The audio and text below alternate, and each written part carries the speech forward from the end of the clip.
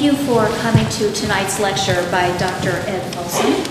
The title of his lecture is Walt Whitman, Emily Dickinson, Mathew, Brady, and the Civil War, Inventing the Poetry of Mass Death. My name is Margie Rogel. I'm a librarian here at Augustana, and I organized the library's program this term commemorating the 150th anniversary of the American Civil War. Included in that program is a small display in the library featuring some of our 19th century books of poetry from special collections. It also included a program that we did last week, a reading of 19th century poetry that responded to the war, and that included musical settings of Dickinson and Whitman. And this lecture is the third component of the program. We are indeed honored to host Dr. Folsom. Sometimes we take living in the Midwest for granted. Dr. Ed Folsom teaches just down the road at the University of Iowa in the middle of cornfields, and he is a world-renowned expert in the poetry of Walt Whitman. Not just in the lines of poetry on the page either. Dr. Folsom is, he says, particularly interested in the ways American poets have talked back to Whitman over the years, and how Whitman tapped into American culture in surprising ways to construct a radical new kind of writing. Far-ranging, imaginative, and deep, Dr. Folsom's thinking and writing about Whitman have included such subjects as photography, Native Americans, baseball, and dictionaries. He has written about Whitman and race and Whitman and place. He has examined Whitman's presence in various international contexts, including how writers around the world have translated Whitman. He curated an exhibit of Whitman as bookmaker.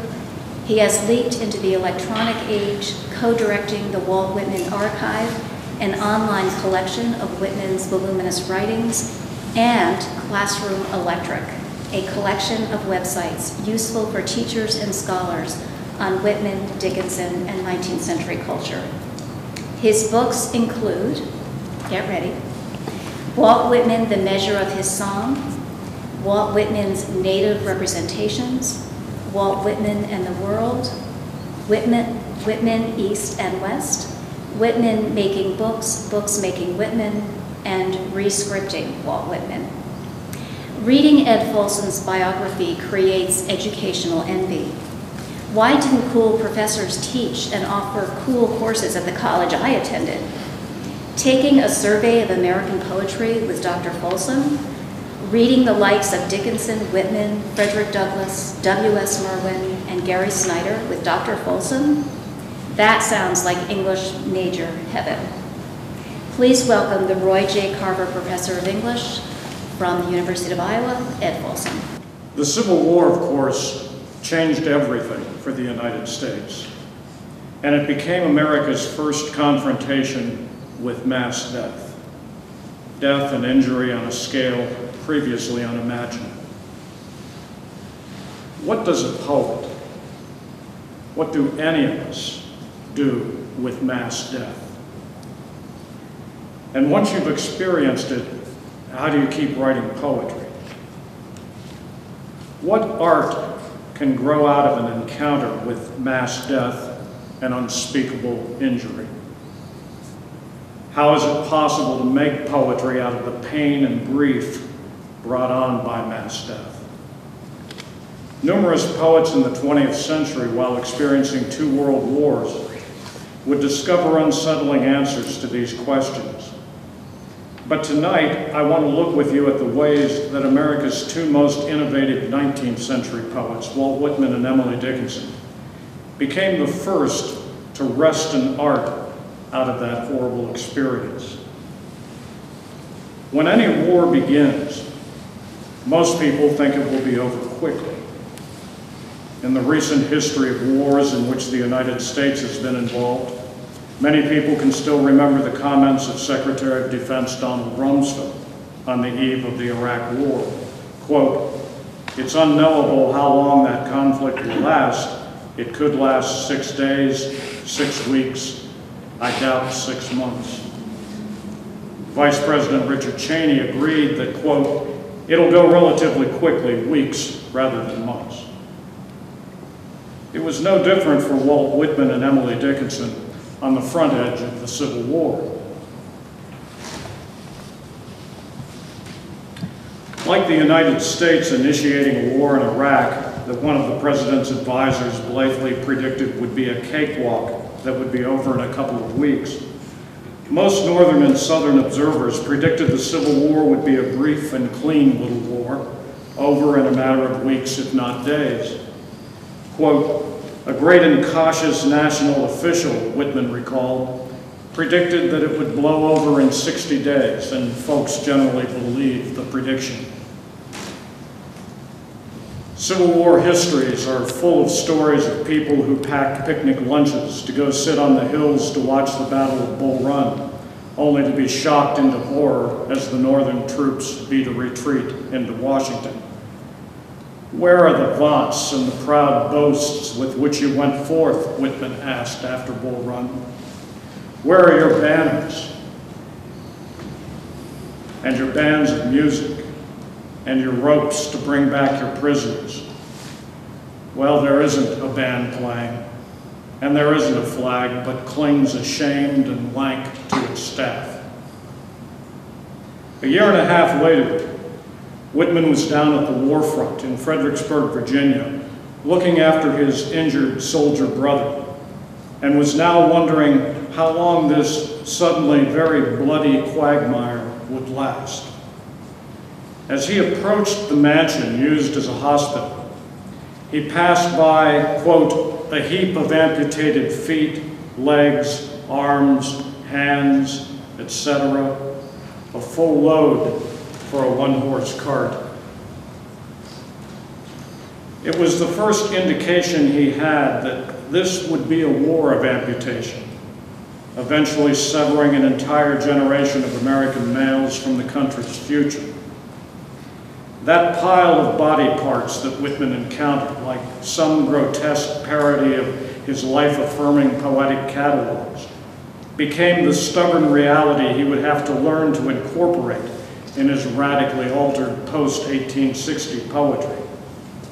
Now, instead of absorbing an ameliorative, evolving, progressive, expanding self and nation and cosmos into his affirmative song, he would begin cataloging mass death. This grisly catalog would eventually expand to over 600,000 casualties. Projected as a percentage of the nation's population, we'd be talking about nearly 7 million dead young men today. For the poet of the body, who believed the soul only existed when it took on flesh and bone, when it gained a body so that it could act in the world, for this poet, the war was an attack on the American soul, leaving a generation of American men dead or disfigured. How could the soul of a generation function, Whitman wondered, without legs, the very means of locomotion, of moving in the world, or without hands and arms, the means of doing work in the world? Whitman had published 3 editions of his life's work, Leaves of Grass, before the Civil War, and he would publish 3 more after the war. That's the first edition. And that's the 3rd edition, which was published just on the eve of the Civil War. Before the war, he saw his book as an effort to hold the country together, to catalog its vast diversity into unifying poems that would celebrate contradiction and teach America to live with it, to thrive on it. But once America came apart at the seams during the war, violently broke in two, Whitman's poetry changed. Now, instead of cataloging the vast variety of life in the nation, he found himself cataloging a seemingly endless accumulation of deaths. We could find pieces of this catalog throughout Whitman's wartime poetry, collected in his book called Drum Taps, but perhaps never so effectively as in his prose, Memoranda During the War, where he writes the longest sentence he would ever compose. It was a sentence so long that he initially wrote it out as a poem.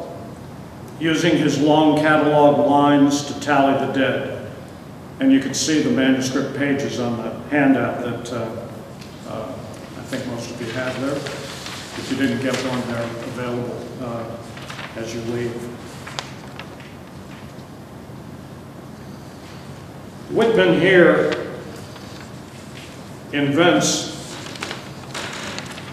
a syntax of mass death, an undiagrammable utterance that wanders the ruined nation to gather up the infinite dead, pausing again and again to absorb the horror, the details, the unimaginable numbers of dead young men whose bodies eluded the grave and were composted back into the landscape itself. The sentence buries 7 parenthetical insertions among its 30-some dashes, creating a jagged syntactical field sliced with phrasal trenches. And this astonishing catalog of the sentence ends up, after its nearly 400 words, being a sentence fragment. There's no way, Whitman discovered, to predicate this subject, the dead in this war. These numberless dead are, of course, beyond animation, themselves now fragments of bodies, amputated selves, irretrievable, that have so saturated America's land that we, the living, are now all fated to reap forevermore a harvest of death, with blood in every grain we eat. I'm going to read this sentence. You can follow along up here or on the sheet in front of you. The dead in this war, there they lie, strewing the fields and woods and valleys and battlefields of the South, Virginia, the Peninsula, Malvern Hill and Fair Oaks, the banks of the Chickahominy, the terraces of Fredericksburg, Antietam Bridge, the grisly ravines of Manassas, the bloody promenade of the Wilderness, the varieties of the strayed dead. The estimate of the War Department is 25,000 national soldiers killed in battle and never buried at all, 5,000 drowned, 15,000 inhumed by strangers or on the march in haste in hitherto unfound localities, 2,000 graves covered by sand and mud by Mississippi freshets, 3,000 carried away by caving in of banks, etc. Gettysburg, the West, Southwest, Vicksburg, Chattanooga, the trenches of Petersburg, the numberless battles, camps, hospitals everywhere, the crop reaped by the mighty reapers, typhoid, dysentery, inflammations, and blackest and loathsomest of all, the dead in living burial pits, the prison pens of Andersonville, Salisbury, Belle Isle, etc. Not Dante's pictured hell and all its woes, its degradations, filthy torments excelled those prisons. The dead, the dead, the dead, our dead, or south or north, ours all,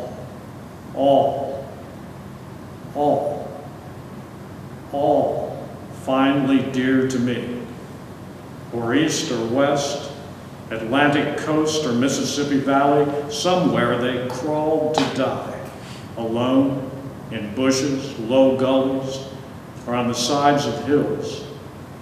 There in secluded spots, their skeletons, bleached bones, tufts of hair, buttons, fragments of clothing are occasionally found yet.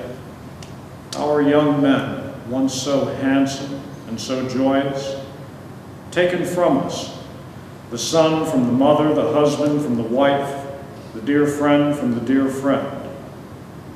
The clusters of camp graves in Georgia, the Carolinas, and in Tennessee. The single graves left in the woods or by the roadside, hundreds, thousands obliterated. The corpses floated down the rivers and caught and lodged. Dozens, scores floated down the upper Potomac after the cavalry engagements, the pursuit of Lee following Gettysburg. Some lie at the bottom of the sea. The general million and the special cemeteries in almost all the states. The infinite dead. The land entire saturated, perfumed with their impalpable ashes exhalation in nature's chemistry distilled, and shall be so forever in every future grain of wheat and ear of corn, and every flower that grows and every breath we draw. Not only northern dead leavening southern soil, thousands, aye, tens of thousands of southerners crumble today in northern earth. Whitman entitled this section of his memoranda, "The Million Dead Too Summed Up," using his characteristic contraction apostrophe, where he creates a haunting ambiguity. Because the sentence, with all its embedded statistics, its death data, does give us the Civil War dead summed up. But the contraction also invites us to fill in a few more missing letters, as we realize that this death sentence literally summons up the dead, reminding us of their literal physical presence throughout the landscape, north and south, and insisting on their physical emergence in everything that grows from the soil they dissolved into. It's the million dead summoned up. Recall his opening words of memoranda, where he tells of the technique that he's used to write this book of Civil War memories. Quote, "Each line, each scrawl, each memorandum has its history. Out of them arise active and breathing forms. They summon up, even in this silent and vacant room as I write, not only the sinewy regiments and brigades marching or in camp, but the countless phantoms of those who fell and were hastily buried." Whitman's catalog, then, is a summing and a summoning. And the summons is not just of the dead, but also of the living, who are being summoned to witness this mass death. And grotesque as it may seem, to ingest it, to live off it, to make future out of it. Whitman goes on to note how many of these countless graves contain what he calls the significant word unknown. In some of the cemeteries, he writes, nearly all the dead are unknown. Returning to battlefields and cemeteries 10 years after the war, Whitman writes of how these soldiers have left little trace as the relentless fertility of nature and forgetfulness greens the infected land. Quote, "From 10 years' rain and snow in their seasons, grass, clover, pine trees, orchards, forests, from all the noiseless miracles of soil and sun and running streams, how peaceful and how beautiful appear today even the battle trenches and the many 100,000 cemetery mounds." Much later, Whitman would write a twilight song about sitting in twilight late alone by the flickering oak flame and musing on long past war scenes of the countless buried unknown soldiers of the vacant names. He would begin to see these gathered dead from all America as an endless ghost list of emptied names. Quote, "You million unwritten names, all, your mystic roll strangely gathered here." And he would torture himself by demanding that he must somehow recall those lost names from somewhere. Quote, "Each name recalled by me from out the darkness and earth's ashes, henceforth to be deep, deep within my heart, recording for many a future year, your mystic roll entire of unknown names." Whitman here puts himself in the role of the God he never believed in, a loving father who knew the names of all his creatures and kept a mystic roll entire of the forgotten and lost dead. An activity we'll soon see that Emily Dickinson also imagined her God taking part in during the war. Let's think a little more about Whitman's apostrophe in that haunting word, summed. The million dead too summed up. Whitman loved apostrophes in the double sense of that word. Apostrophe comes from the Greek for averting or turning away. It referred to the part of an oration in which the speaker turns away from the audience to address someone who's not there, who might just be absent or might be dead, or in Whitman's reckoning, might yet be unborn. Whitman built his poetry on the apostrophe, the faith that he could address readers, us, in 2014, who were not there when he wrote and published his poems. The poets to come who would encounter the dead, including the dead poet, via the ever-present mediation of the poem itself. Apostrophe, by the late 16th century, had come to indicate that little raised comma that acknowledges missing letters in a word, the way most of us think of apostrophe now. It did so because of the grammatical parallel to the rhetorical event. That is, just as an orator might pause in his address to an audience to speak to someone not there, so did the little raised comma create a pause in a word to acknowledge absent letters. Whitman, who cautioned himself always to know the etymologies of words before using them, knew this etymology well. He has a long poem called Apostrophe that opens the Chance Democratic cluster of the 1860 leaves.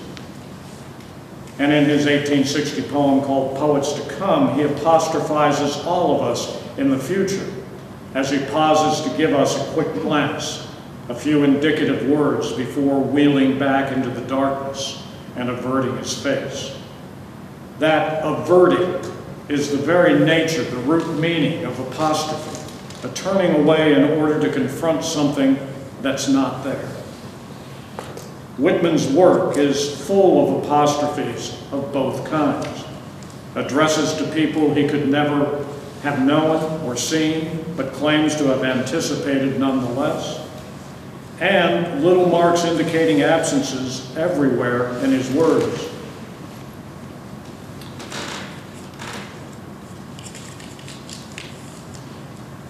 The million dead too, summed up. There's something missing in that summed. There were now 1 million young men in the U.S. who could no longer be addressed directly.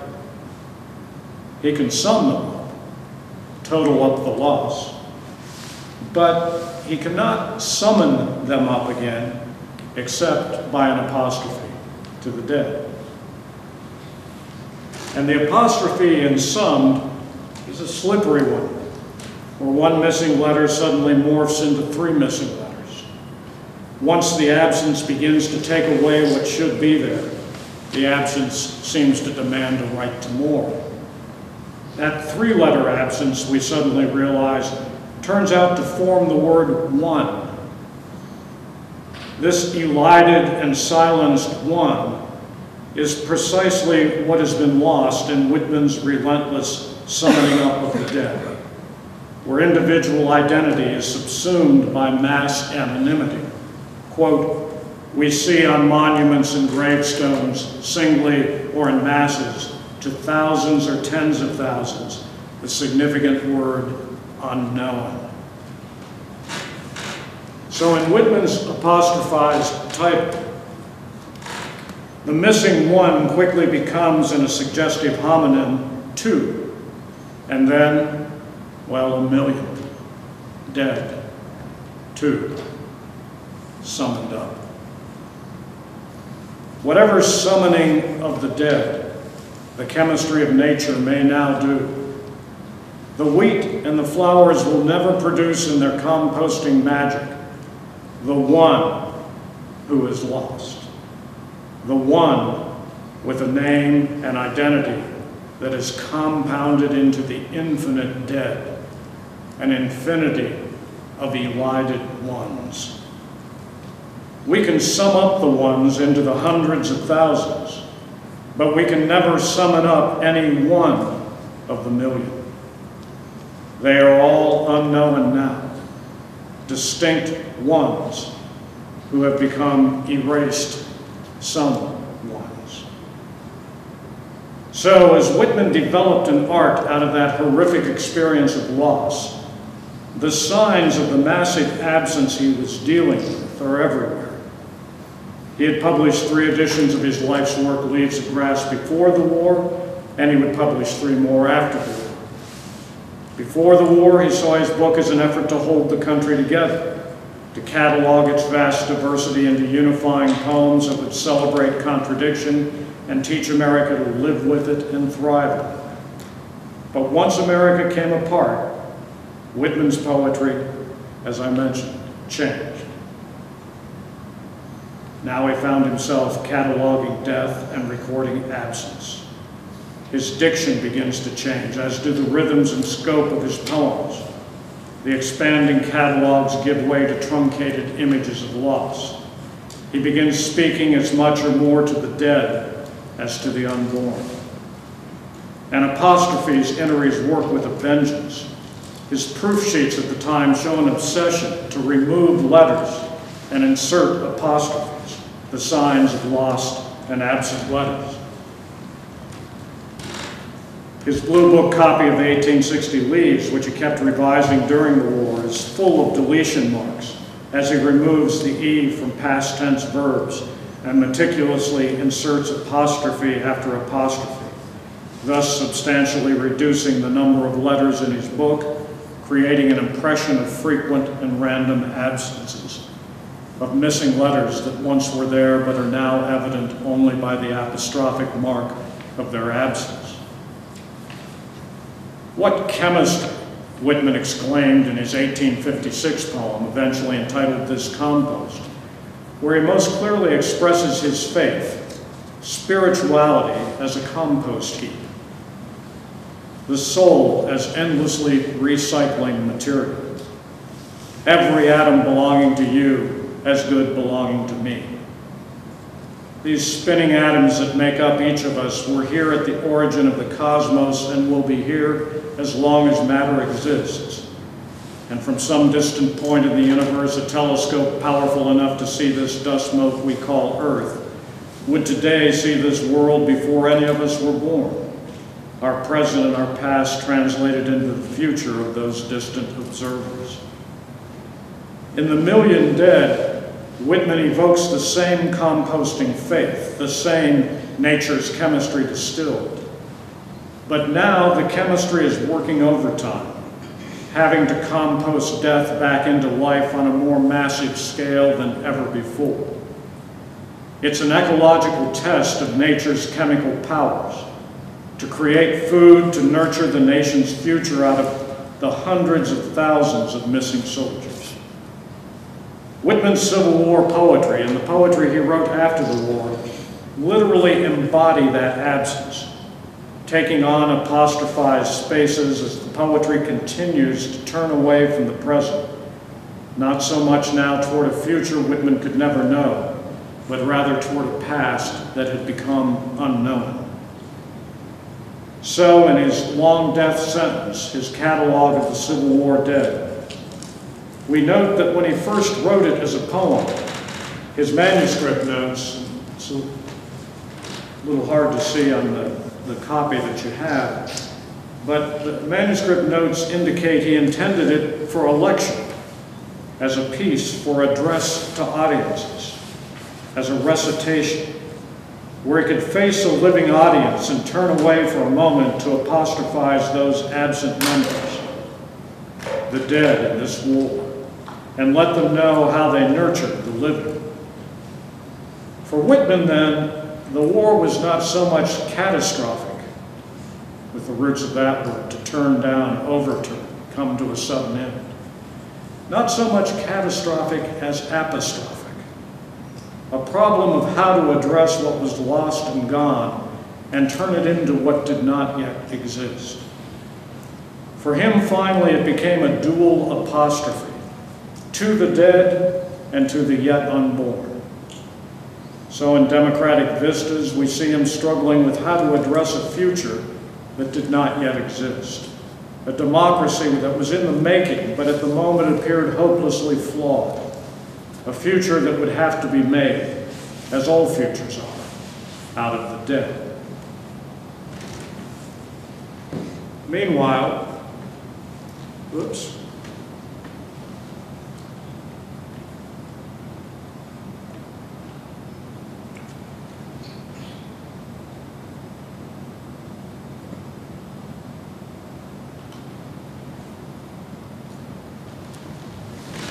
Meanwhile, up in Amherst, Massachusetts, America's other great 19th century poet, Emily Dickinson, was experiencing the mass death in a different but no less horrific way. Instead of a pile of amputated limbs, she was seeing day after day a pile of amputated names, those lists and lists of the dead and wounded that American newspapers carried then as they did, let's say, during 9/11 or during the Iraq War. As the list got longer, mass death came to be, as inevitably it has to, anonymous death. We can't keep track of the cascading faces and names, and the vast black slabs of the Vietnam Memorial in Washington, D.C., with its endless rows of names, capture what Dickinson would have experienced as the newspaper arrived at each day, invading her home with these lists of names now severed from their identities, cut off from the young lives they'd so recently been signs of. It was from just such a list of casualties in the New York Herald that Whitman picked out his brother George's name, the name itself mangled, Whitmore instead of Whitman, just like the soldier that it indicated, that led Walt to the Fredericksburg battlefield and changed the course of his life in poetry. Dickinson's response was no less unsettling. They dropped like flakes. They dropped like stars, like petals from a rose, when suddenly across the June a wind with fingers goes. They perished in the seamless grass. No eye could find the place, but God can summon every face on his repealless list. This poem was probably written around the time that Whitman read his brother George's name on a list and went to Fredericksburg to experience the accumulating death firsthand, and then stayed in Washington to catalog in his little notebooks thousands upon thousands of wounded and dying soldiers that he visited in the hospitals there. Where Whitman gives us mass death eventually composting the soil so that bloody death grows up and flowers and grain and corn and perfumes the air itself.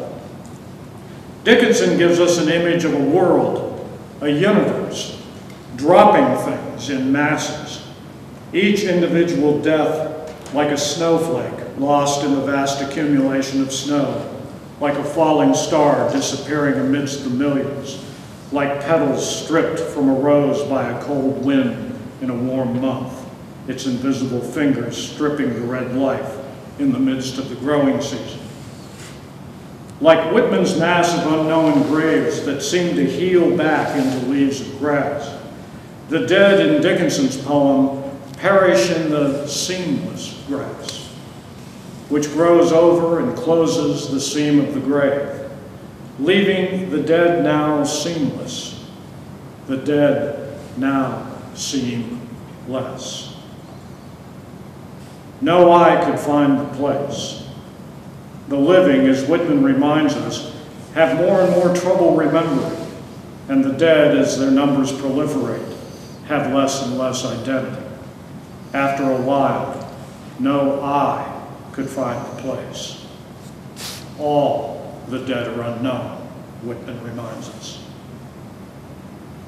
What sounds like a conventional and comforting religious conclusion to Dickinson's poem is, as always, more ambiguous than it may at first seem.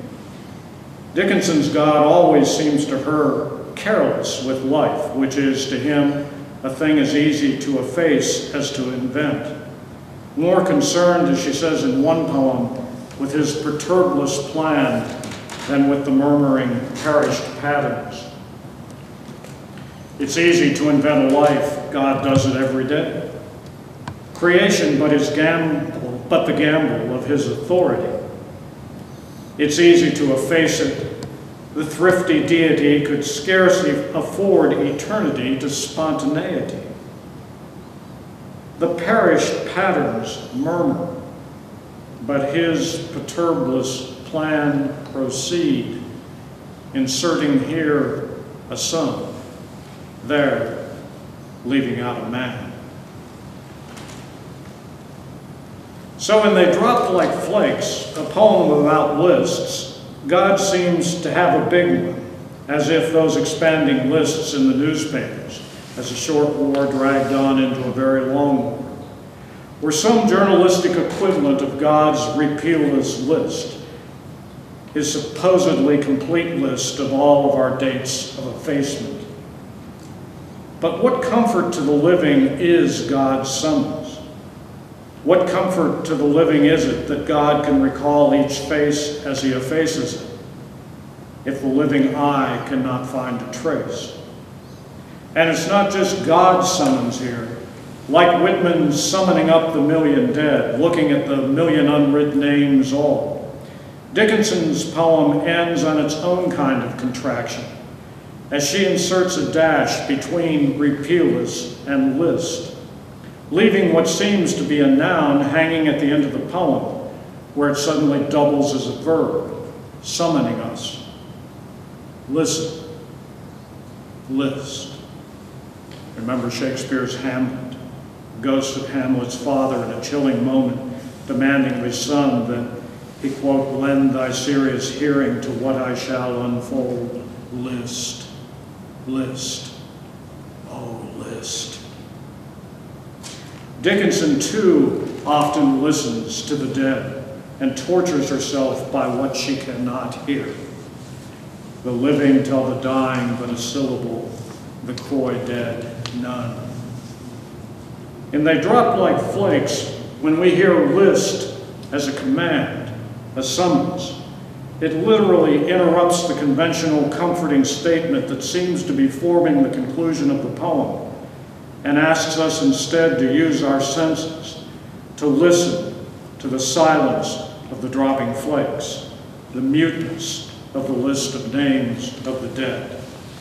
What follows the command to listen is nothing, no sound.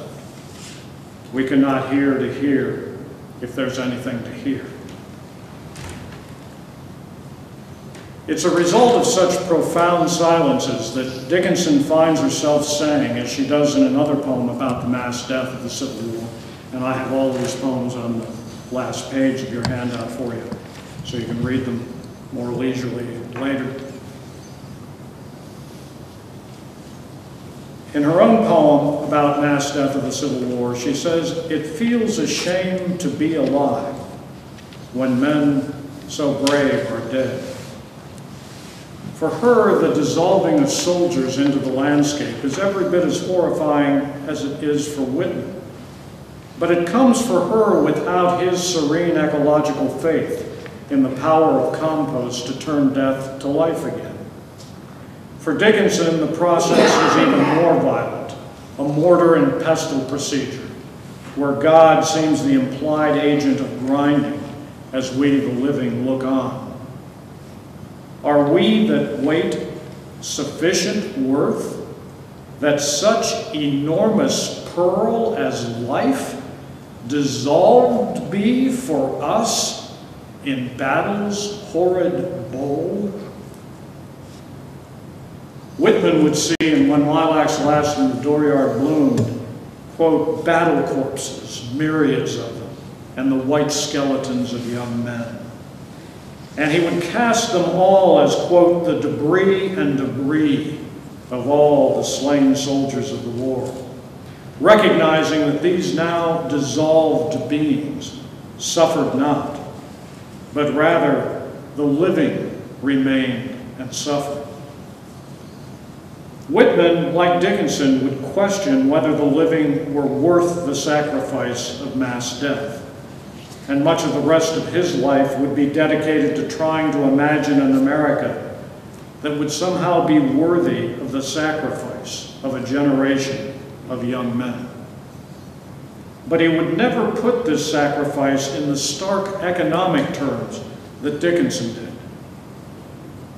The price is great, sublimely paid. Do we deserve a thing that lives like dollars must be piled before we may obtain? Whatever the unspecified thing is that these mass deaths, these young men's lives piled up in lists or stacks like dollars, have paid for, whatever it is that these mass deaths have paid for cannot be worth it. Can it? Can we imagine ourselves worth this stack of corpses? When we see the corpses as dollars, as payment for something we are obtaining, how can we live with ourselves? The poem ends with one of Dickinson's most enigmatic stanzas.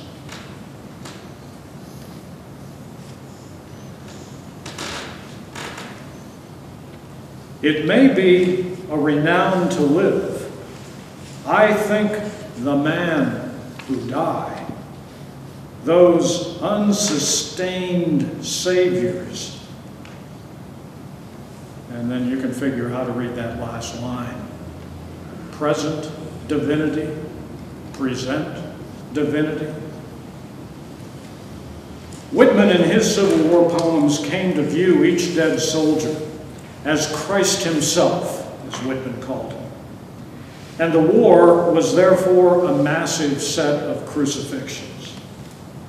Similarly, here Dickinson slips from the singular man, which incongruously takes on a plural verb, die, instead of the singular dies, and blurs the one soldier into an overwhelming host of unsustained saviors, as it becomes difficult to hang on to the significance of any single death in the face of hundreds of thousands. These endless dead soldiers multiply Christ, just as Whitman did by identifying one anonymous dead soldier as having the face of Christ himself. And their renown outshines any that living heroes might accrue, as they bring us close to God, our God, precisely because they are now unseen, but nonetheless sustain us. They present divinity, or they present divinity. They present it to us, and they make it present to us by their very absence. In the parlance of religion and war, we live because they died. They died so we may live. And now, Dickinson suggests, with such an overwhelming accumulation of death around us, can we live with that knowledge? There's much more we could say about how Whitman and Dickinson invent ways of writing mass death. But finally, I want to say just a couple of things about another mode of representing mass death that emerged at the same time Whitman's and Dickinson's poetry did. And that, of course, is photography. The Civil War becomes our first photographed war. Photography is a technology that grows up with the emerging military technologies of mass death. And it's no mistake that photography from the beginning shares the diction of weaponry. A camera is aimed and shots are taken. and from the beginning of the art in the late 1840s, many Americans, and not just American Indians, found it threatening and intrusive and worried that each photograph somehow uncannily stole just a little bit of your life. Susan Sontag and others have demonstrated just how enmeshed photography and war have been ever since the Civil War was shot on film. Because of the state of film technology and the camera at the time, photography could not absorb actual battle. Exposure times blurred quick action, cameras were large and bulky and had to be placed on tripods, plates had to be prepared and quickly developed, requiring darkroom carts to be dragged along with the photographer and so on. And so we've come to know the Civil War visually through the things that the mid-19th century photographers could capture, the preparations and the after effects of battles. I mentioned earlier that Whitman's long prose sentence about absorbing the war offers us a literal image of the harvest of death by portraying all of America's farm fields now composting blood and bone and decomposed flesh back into corn and grain. One of the most familiar photographs of the Civil War, taken by one of Mathew Brady's assistants, is also titled Harvest of Death. And it shows a Gettysburg battlefield, also a farm field, strewn with corpses. Photography at that time came only in black and white, of course, and the dark exposures create an almost moonlit cast in many Civil War shots. Whitman, who knew Brady and was a good friend of Brady's assistant Alexander Gardner, who took many of the war shots, wrote a powerful little poem that seems to put into words the dim-lit black and white battlefield and the multitude of corpses lying upon what was also a farm field, a place of harvest. Look down, fair moon, and bathe this scene. Pour softly down night's nimbus floods on faces ghastly, swollen, purple. On the dead on their backs with arms tossed wide, pour down your unstinted nimbus, sacred moon. Whitman does not flinch from looking at the swollen, ghastly faces, but he uses the light to create a kind of halo over the scene. Dickinson, on the other hand, in a poem that seems to respond to the same photographic scene, looks hard and close at the ghastly, swollen faces and notes the ways that the mouths are frozen open in a final moan, notes the fragments of papers, often prayers or religious tracts from the soldiers' pockets, strewn on the field, notes the rolled up eyeballs in the gaping eyes. Her battlefield scene, like Brady's, 'tis populous with bone and stain, and men too straight to stoop again, and piles of solid moan, and chips of blank in boyish eyes, and scraps of prayer, and death's surprise stamped visible in stone.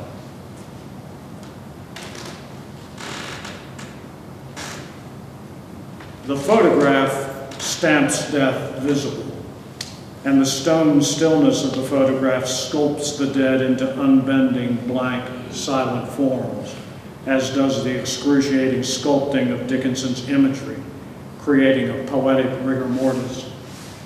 It's different from and more unyielding than Whitman's mass dead, who are still in motion as nature's chemistry casts a nimbus around them, then transforms them into our bloody nutriment, our future. That's one thing that distinguishes the poetry Whitman made out of mass death from the poetry Dickinson wrested from that carnage. Whitman was working to create not just a poetry, but a future out of the countless corpses. For him, the obligation of those who survived the Civil War was to make a future that would be worthy of that vast sacrifice. To do so, we had to begin by recognizing the mass death, the mass loss of citizens, of ones who would need from now on to be summed up and summoned up as the nutriment that sustained the life and the nation that grew out of it. This will always be the challenge. Confronting pain and suffering and death, we must ask ourselves, what can we make of this? What art, indeed what future can rise from it? Writers in the 20th century, and again already in the 21st, would work endlessly to discover how they could make the horrors of war writable. But Whitman and Dickinson, facing America's mass death in its bloody Civil War, invented the poetry of mass death. Thanks. I'm happy to take any questions if anybody has a question. You see the 20th century equivalents, from this maybe by World War I or World War II to this? Yeah, well, it's things of course get more and more horrific. Paul Fussell has written a great book called The Great War in Modern Memory, in which he tracks what poets in the First World War were doing with mass death. Poets like Wilfred Owen, and there are some amazing poems, but we start to get, by the Second World War, poets like Milosz in Poland, who looks around him and he says, in the face of this, how can anyone write poetry? What is there to write? It's a question that continues to be examined. There are books of Vietnam War poetry that you can check on. I mean, I think a poet like W.S. Merwin in a book like The Lice has written some amazing poems about Vietnam and about not only the human damage but the ecological damage of that war. I think a poet like Yusef Komunyaka in his book Dien Kai Dao does an amazing job with capturing the horrendous racism and mindless that was built into that Vietnamese war. There are now, as far as I know, 2 books of poetry that have come out of the Iraq War. Poets continue to try to deal with it, but as I've tried to suggest, just watching Whitman and Dickinson, it's an amazing thing. One thing that I think was obvious from what I said, but I don't think I said it directly, is while Whitman started that sentence, that long sentence, as a poem, he finished it as prose. It's one of those slippages where even the expansive, confrontational, absorptive, poetic line that he developed seemed to have reached its limits when it came to cataloging the dead.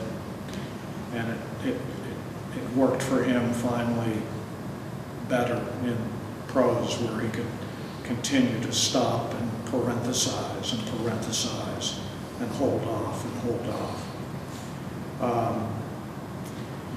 Yeah, those of you interested in what our 20th and 21st century poets have done with the war, I recommend Great War in Modern Memory as a great place to start for the First World War.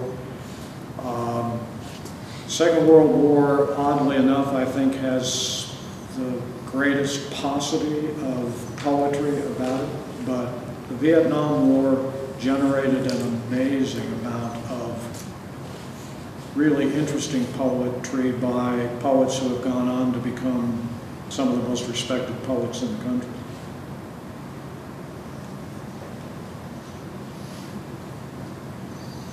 think that people, and maybe especially Dickinson and Whitman, reacted specifically to photography differently? I've been thinking about I've spent a lot of time with the Harper's Weekly from that time period, and of course those have the wood engravings as well, and they do sort of, a lot of them have the battle scenes that you were saying that photography doesn't represent. So I was wondering if you see there being a specific reaction to photography as a form, or what it's doing, or? Yeah, that's a great question, because we obviously the technology during the Civil War was not there for photographs to be reproduced in newspapers, and so what would often happen with Civil War photography and with Civil War artists who drew sketches at the battlefield is they would be sent by messenger quickly to the engraving headquarters of whatever newspaper they were working for, and they would either bring a photographic plate if they were dealing with preparation for the war, the after effects of the war, or a sketch if it was actually a battle, and then that sketch or photograph would be broken into like 30 little sections, and they'd have 30 engravers working madly through the night to engrave a little section, and then they'd put those all together. If you look in Civil War newspapers, you see where they're sort of pieced together. So that was one visual way that photography remediated as engraving got around, but also during the war itself, as Brady and Gardner and others who were photographing the war would develop and reproduce these photographs, and they'd be on display in studios, and there were basically Brady studios throughout the country, and Whitman knew Brady directly and Alexander Gardner directly, but he also spent a lot of time going to these photographic studios. He has some great essays about what it was like to, you can imagine walking into the first photographic studios. I mean, seeing these photographs, and so quickly, within 20 years of the photograph appearing in the world, it's recording this massive death. And so those photographs were displayed. It was after the war when they stopped being displayed, ironically enough, and where people just couldn't take looking at it, wanted to forget the war. And many of you probably know the story of how a lot of Brady's photographic plates were actually found in Washington, D.C. in greenhouses where they had been used as glass plates for the greenhouses, and were taken off, and we actually recuperated a number of Civil War photographs from dismantling greenhouses after the Civil War, but they were never collected in the way that we would imagine photographs would have been collected after the war and preserved in the Smithsonian, for instance. It took many, many years for this nation to begin to think the war was something they needed now to face again and to see again. And I guess we all confront that with whatever wars we're living through. When it finally ends, you want to be done with it. And so yeah, it's a great question, and we don't really know, for instance, with Dickinson, just what visual things she saw. There were studios in Amherst that were showing photographs, and photographers by the time of the Civil War were trading photographs continually, so they would, because part of the deal of photographic studios was you would sell popular scenes, representations of actors, celebrities, poets, novelists, and by the Civil War, scenes of the Civil War. So how many of these Dickinson saw and which ones, we really don't know. But when I read a poem like that and put it next to the Brady photograph, it makes me think she saw something very close to it. Could you comment on Whitman's famous poem, "The Lilacs Last and the Dooryard Bloomed," in relation to all of this? I mean, Lincoln would be shot, he'd be the final casualty maybe, and as the funeral train makes it back to Springfield, of course, references to death in the last section of the poem.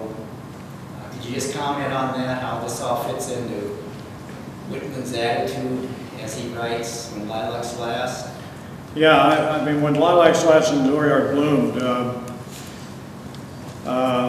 which is always considered his elegy to Lincoln, but in a lot of ways I think it's his elegy to all the dead of the war. When we get to the final section, it's as if Lincoln's assassination, the murder of Lincoln at the end of the war, is the thing that finally opens Whitman's eyes, or what he sees to be his kind of internal eyes, his imaginative eyes. You know, he's been, by some estimates, has personally dealt with 100,000 wounded and dying soldiers over the course of the war. And in his efforts to nurse those soldiers, he hasn't given himself the time, or allowed the time to occur where he can sit back and let it all wash over him. And it's while he's writing that poem, I think, in that summer after the Easter weekend assassination of Lincoln, that he records as catalog of what he now can see. He starts, "I see, I see, I see." And what he sees are, and I think I quoted that in the talk here, the debris and the debris of all the slain soldiers of the war. And once that enters in, once he opens his internal eyes to it and allows it all to flow in, it's about to overwhelm him until he has the simple recognition that all of these hundreds of thousands of dead soldiers are not suffering. Whatever we can say about that mass death, those soldiers are not suffering. If we're looking for the suffering, it's occurring in the living. It's occurring in the mothers, the comrades, the brothers, the sisters. It's occurring in Whitman, the poet. And it's living with that suffering that concludes the poem. And I mentioned how this long death sentence that I read with you tonight turns out to be a sentence fragment. If you go back to your junior high diagramming days and diagramming, you'll see that the dead in this war just hangs there as an unpredicated subject. And the same thing happens in the last verse paragraph of "When Lilacs Last and the Dooryard Bloomed." He goes back to the swamp around Washington, D.C., and it's out of the swamp that he pulls what he calls retrievements from the night. What can he retrieve from this composted death landscape? And as he pulls those retrievements from the night, what he leaves us with, I think quite powerfully, is literally a fragment, a sentence fragment. He leaves us with the fragments that he's pulling out. T.S. Eliot, many of you know his poem, "The Wasteland," which becomes another response to World War I and to the mass death of World War I. And while Eliot always had his problems with Whitman, to be sure, he also made the very interesting comment that whenever Whitman talks about lilacs, he becomes a poet worth listening to. And I always think of that opening line of "The Wasteland." "April is the cruelest month, breeding lilacs out of the dead land." And it comes straight out of Whitman, because that's exactly what, for Whitman, Lincoln's assassination in April has done. It's turned April into the cruelest month now, because every time spring comes again, we're all waiting for it to do now, every time it comes again, it brings not thoughts of a new beginning, but it brings the thoughts of that death of Lincoln, and with that death of Lincoln, the mass death of the Civil War. And so he has to keep finding a way to suffer through the seasons until the cycling of the seasons begins in its own fragmented way to begin to edge him back into a future again, back into a time that looks forward. So I think that ending of When Lilacs Last and Dooryard Bloomed is one of the great, powerful moments of making poetry out of mass death. Thank you all again.